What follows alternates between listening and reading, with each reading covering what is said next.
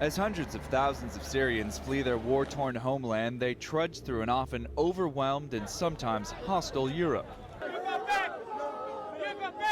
A not-so-welcome reception in the Greek island of Lesbos, a first entry for many Syrians escaping the violence.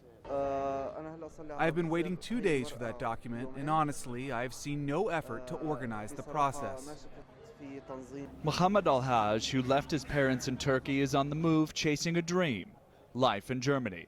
Getting there is the problem. Swamped by the influx of Syrians and migrants from other countries, Greek authorities are slow to process new arrivals.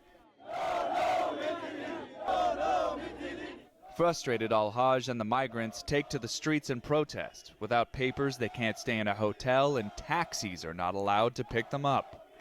When we demonstrate, the police just stand by and watch, and in some cases they beat us up, and there have been some cases of people passing out. AL-HAJ catches a lucky break. The Greeks brought in reinforcements to register migrants. Papers in hand, he lines up for a ferry ticket to Athens. Very happy. I am very happy to be going. AL-HAJ has known few happy moments since the day a bomb hit this volunteer hospital in Aleppo, Syria's largest city. He volunteered there working for this man, Dr. Osman AL-HAJ Osman, who spoke in 2012 about the horrors of civil war. The number of brains we have seen spilling out of their skulls is immense.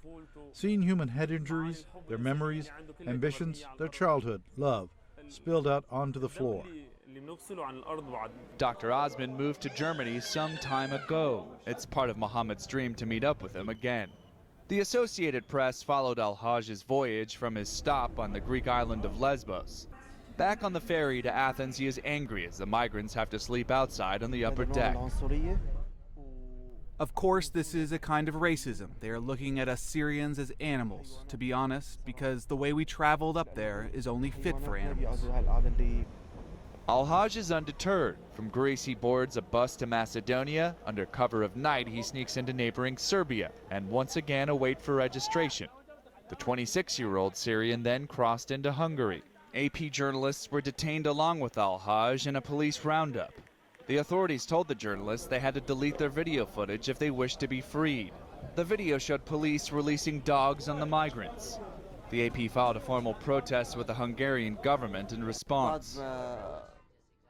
After they took us, they lined us up and gave us numbers and told us to go to the camp to sleep in tents. Conditions in the tents were very bad. The mattresses were wet and it was very cold.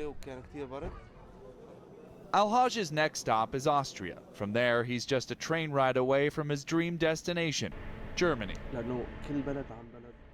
Once I am in Germany, that is it. I have arrived. I have no problem with the police arresting me as soon as I arrive in Germany, as long as they don't send me back to Austria.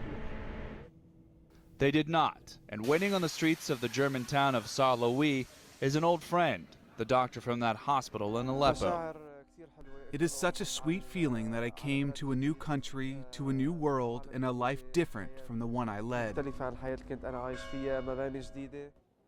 And AL-HAJ hopes the peace and prosperity of Germany paves a golden road for his future. John Moan, Associated Press.